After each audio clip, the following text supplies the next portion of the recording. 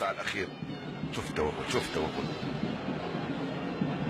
وصلت من هناك على الجهه اليسرى وانطلاقه سريعه جدا من عند عبد الرحمن مزيان، زاد في السرعه في حاجه لمسانده، يبحث عن احد الرفقاء، يلعبها في الرمق، طبعا فرحات، الكره من بابا خطيره، بابا جول جول جول جول جول جول جول. لعبه من اروع ما يكون، جول جزائري في الدقيقه 72.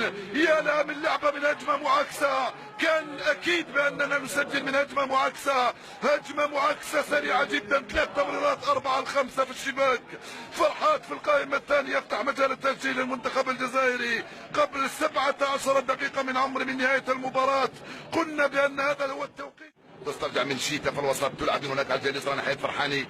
الدراوي مرة ثانية يبحث عن رفيقه مزيان يمر، راح مزيان، واصل مزيان، خل مزيان مع درفلو، مزيان عنده الكرة، مزيان كرة صعبة والتوغل من هناك، التوسيعة وبابا جول